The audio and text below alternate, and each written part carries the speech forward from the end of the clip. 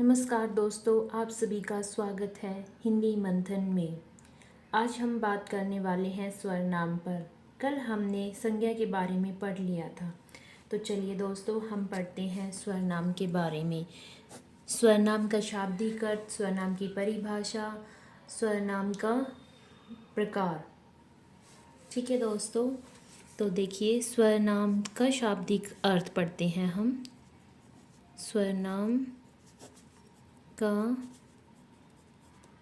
शाब्दिक अर्थ।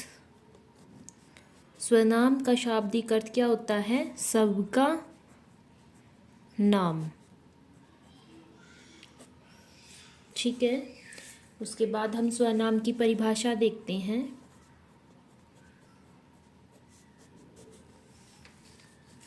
जो शब्द संज्ञा के स्थान पर प्रयोग किए जाते हैं उन्हें स्वरनाम कहते हैं।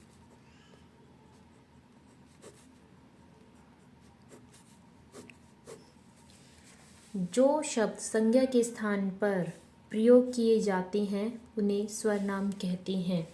ठीक है दोस्तों, अब हम उदाहरण देखते हैं।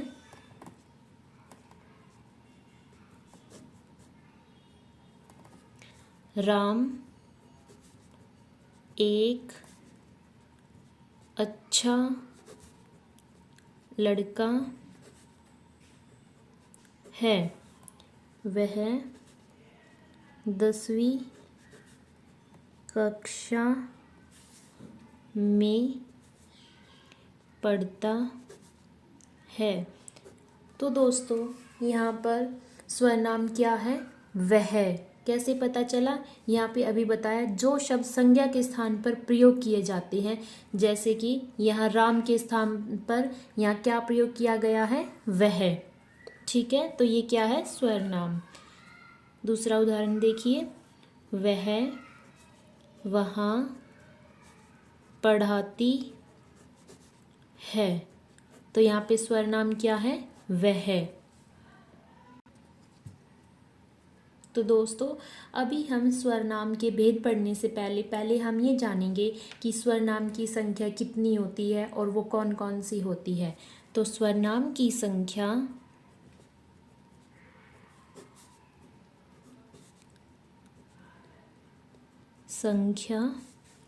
11 होती है। कितनी होती है? 11। और कौन कौन सी? तू, मैं, आप, यह, वह, कुछ, कोई, कौन,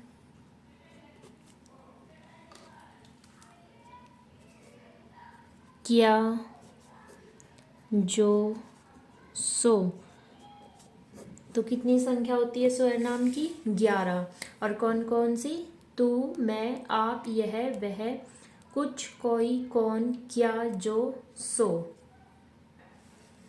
अब हम स्वरनाम के प्रकार पढ़ेंगे। स्वरनाम के प्रकार। स्वरनाम के कितने प्रकार होते हैं? स्वरनाम के 6 प्रकार होते हैं। ठीक है, कौन कौन से होते हैं? जैसे पहला, पुरुषवाचक स्वरनाम।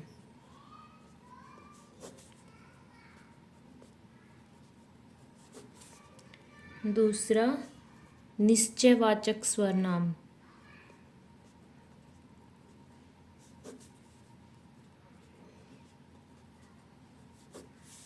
तीसरा, अनिश्चयवाचक स्वरनाम।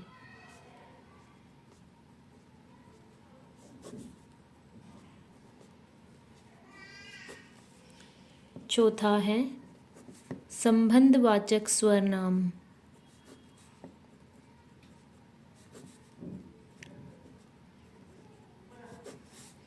पांचवा, प्रश्नवाचक सर्वनाम।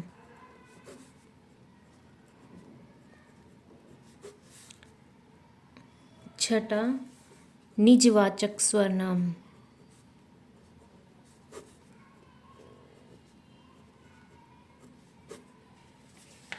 अब एक एक करके हम इनके बारे में पढ़ेंगे कि पुरुषवाचक सर्वनाम क्या होता है, निश्चयवाचक सर्वनाम क्या होता है, अनिश्चयवाचक सर्वनाम क्या होता है। ठीक है दोस्तों, जैसे पहला पुरुषवाचक सर्वनाम।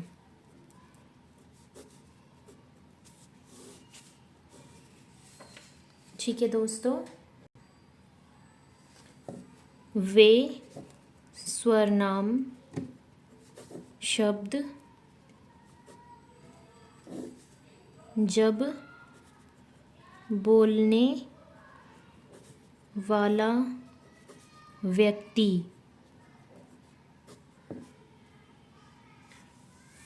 सुनने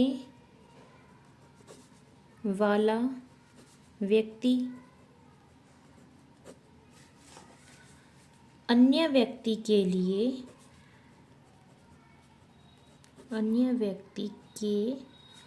लिए जिन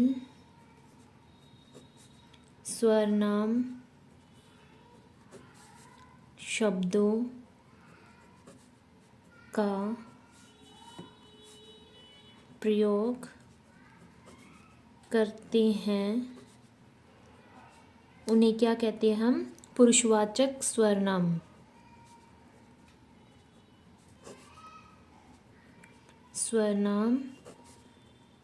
कहते हैं। पुरुषवाचक सर्वनाम को हम एक तरह से और जान सकते हैं, जैसे जिस सर्वनाम से पुरुषों, स्त्री प्लस पुरुष का बोध हो, उसे क्या कहते हैं हम? पुरुषवाचक सर्वनाम कहते हैं। इसके कुछ उदाहरण देख लीजिए, जैसे कि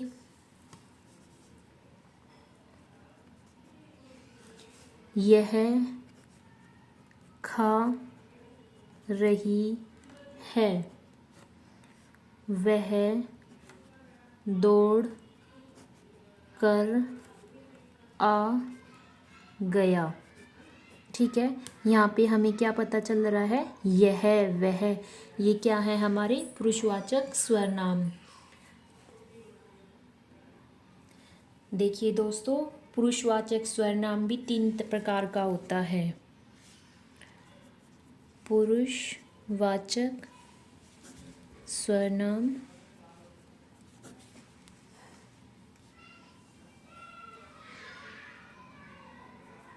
3 प्रकार होते हैं। ठीक है, पहला कौन सा है? उत्तम पुरुषवाचक सर्वनाम, उसके बाद मध्यम पुरुषवाचक सर्वनाम, उसके बाद है अन्य पुरुषवाचक सर्वनाम। ठीक है, अब देखते हैं उत्तम पुरुषवाचक सर्वनाम में क्या आएगा, मध्यम पुरुषवाचक सर्वनाम में क्या आएगा, अन्य पुरुषवाचक सर्वनाम में क्या आएगा। ठीक है, उत्तम पुरुषवाचक में तो एक तो होता है वक्ता, मध्यम पुरुषवाचक में होता है श्रोता, अन्य में यह, वह, ये, वे। ठीक है, उसके बाद इसके उदाहरण देखिए। मैं, मुझे, मेरा, मुझको आदि। उसके बाद मध्यम में उदाहरण देखिए, तू, तुम,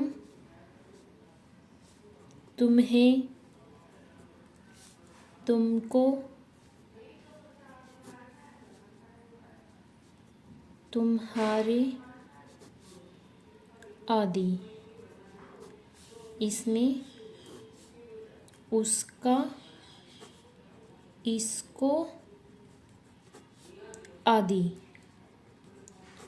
तो दोस्तों, हम पुरुषवाचक स्वरनाम में इनके जो 3 प्रकार हैं, उत्तम, मध्यम और अन्य पुरुषवाचक स्वरनाम, क्या है कि इनमें जैसे मान लो कहीं पे आ जाए मैं, मुझे, मेरा, मुझको, अगर ये कहीं भी आपको दिखाई देते हैं तो वहाँ पे क्या होगा, उत्तम पुरुषवाचक स्वरनाम। तू, तुम, तुम्हें, तुम्हारे, तुमको आदि। तो इसमें क्या है, मध्यम पुरुषवाचक स्वरनाम। अन्य में यह, वह, ये, वे, उसका, इसको आदि। ठीक है। अब हम पढ़ते हैं निश्चयवाचक स्वरनाम के बारे में। निश्चयवाचक स्वरनाम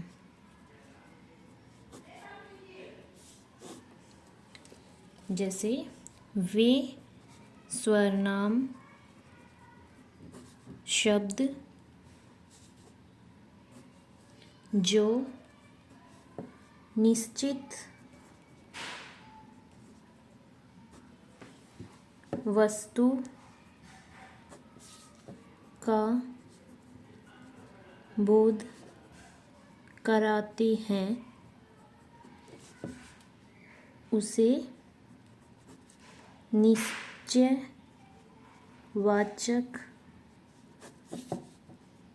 स्वरनाम कहते हैं। यानी कि जिसमें हमें निश्चित वस्तु का बोध हो उसे क्या कहते हैं हम, निश्चयवाचक स्वरनाम। जैसे देखिए इसके उदाहरण, वह, यह, इस, उस, वे, ये आदि। अब देखते हैं इसे हम एक बार फिर से उदाहरण के साथ। वह आपकी घड़ी है। तो हमें इसमें निश्चित वस्तु का बोध हो रहा है, और क्या कि वह आपकी घड़ी है। तो वह क्या है, निश्चित वस्तु का बोध करा रहा है हमें कि वह उसकी घड़ी है या आपकी घड़ी है। ठीक है।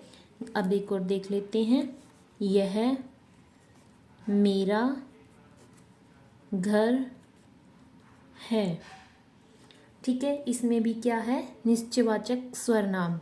यह किसका बोध करा रहा है हमें, निश्चित वस्तु का। ठीक है। तो वो क्या है, निश्चयवाचक स्वरनाम। अब हम देखते हैं अनिश्चयवाचक स्वरनाम।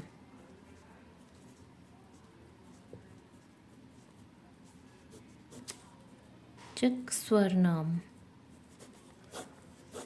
इसकी परिभाषा देखिए, वे स्वरनाम शब्द जो निश्चित वस्तु का बोध नहीं कराते उसे क्या कहते हैं हम, अनिश्चयवाचक स्वरनाम। उसे अनिश्चयवाचक स्वरनाम कहते हैं। इसके उदाहरण देखिए, जैसे कोई, कुछ, किसी। अगर आपको कहीं ये शब्द दिखाई देते हैं तो वहाँ पे क्या होता है, अनिश्चयवाचक स्वरनाम, कि हमें पता नहीं लग रहा कौन है, कितना दिया है, ठीक है, उदाहरण के साथ देखिए, अशोक कुछ खा रहा है। इसमें हमें ये नहीं पता चल रहा कि अशोक क्या खा रहा है, इसमें ये दिया गया कि कुछ खा रहा है। हमें केवल बोध नहीं हो रहा उस चीज़ का कि वो क्या खा रहा है, कितना खा रहा है। ठीक है, तो उसे हम क्या बोलेंगे, अनिश्चयवाचक स्वरनाम। एक और उदाहरण देख लीजिए, किसी ने कहा था। अब इसमें अनिश्चयवाचक स्वरनाम क्या होगा, किसी। इसमें हमें पता नहीं लग रहा कि किसने कहा था, क्या कहा था, राम ने कहा था, श्याम ने कहा था, किसने कहा था। ओके दोस्तों, तो इसलिए यहाँ पे क्या है, अनिश्चयवाचक स्वरनाम। अब हम आगे देखते हैं प्रश्नवाचक स्वरनाम। प्रश्नवाचक स्वरनाम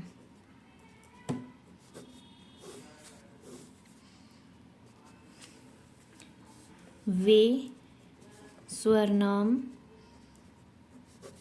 शब्द जो प्रश्न का बोध कराते हैं, उसे प्रश्नवाचक स्वरनाम कहते हैं। ठीक है दोस्तों, इसमें क्या है कि प्रश्न का बोध कराते हैं, उसे क्या कहते हैं हम, प्रश्नवाचक स्वरनाम। उदाहरण देखिए, जैसे कौन, क्या, कब, कहाँ, किसकी आदि। कहीं भी आपको ये शब्द देखने को मिले तो वहाँ हमेशा प्रश्नवाचक स्वरनाम होता है। ठीक है दोस्तों, कौन सा स्वरनाम होएगा, प्रश्नवाचक। उदाहरण के साथ देखते हैं, जैसे कौन गा रही है, तो इसमें प्रश्नवाचक क्या है, कौन। उसके बाद तुम्हारा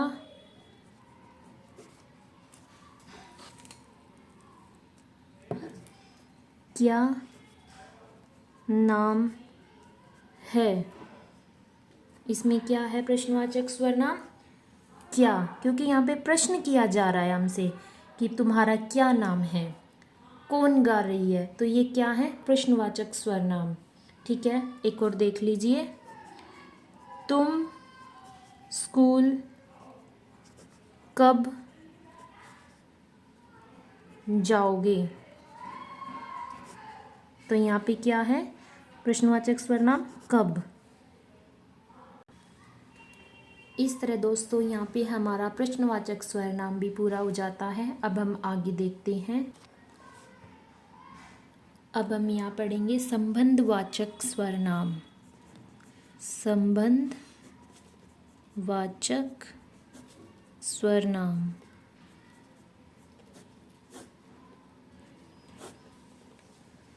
जब किसी स्वरनाम का दूसरे वाक्य से संबंध कराया जाए, वहाँ पे कौन सा स्वरनाम होता है, संबंधवाचक।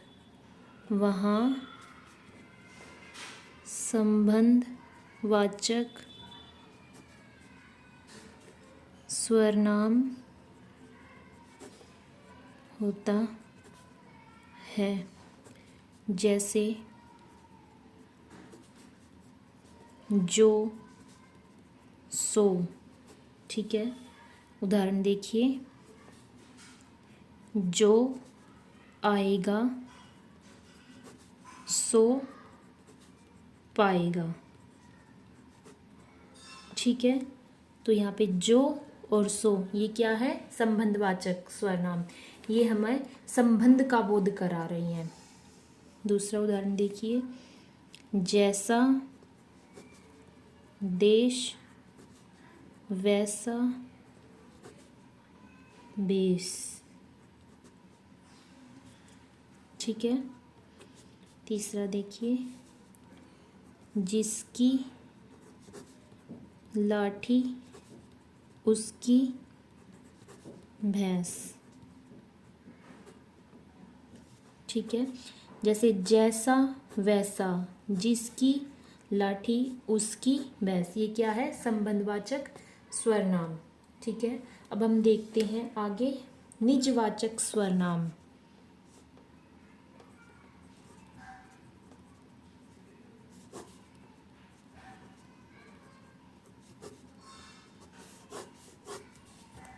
ठीक है,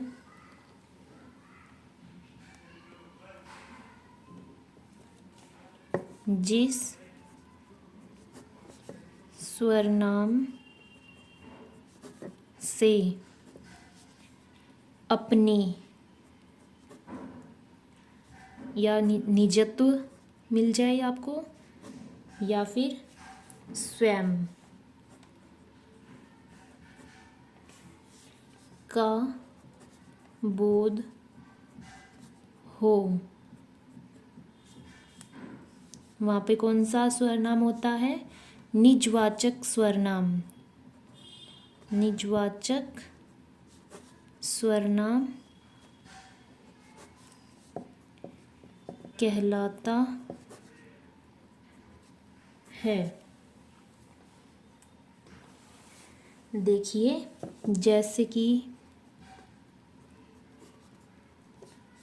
स्वयं,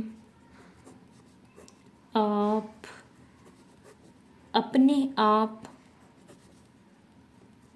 ये हमें क्या करा रहे हैं, बोध निजत्व का, यानी कि स्वयं का। ठीक है, उदाहरण के साथ समझिए आप, रमेश स्वयं कार चलाएगा। ठीक है, इसमें क्या बोध हो रहा है हमें, स्वयं का, खुद का। ठीक है, तो वहाँ पे कौन सा स्वरनाम होगा, निजवाचक स्वरनाम। दूसरा देखिए, मैं यह खाना आप खाऊंगा। इसमें क्या हो रहा है, मैं यह खाना आप खाऊंगा, यानी कि स्वयं खुद करेगा। इसमें क्या है, समझने वाली बात निजवाचक स्वरनाम में कि जो भी काम करेगा वह खुद करेगा, किसी दूसरे से नहीं कराएगा। ठीक है, तो वहाँ क्या हो जाएगा, निजवाचक स्वरनाम। अब देखिए, आप भला तो जग भला। ठीक है, आप भला तो जग भला, यहाँ भी हमें बोध हो रहा है निजवाचक स्वरनाम का। तो दोस्तों, इस तरह अपना स्वरनाम का टॉपिक यहाँ पर पूरा हो जाता है। धन्यवाद।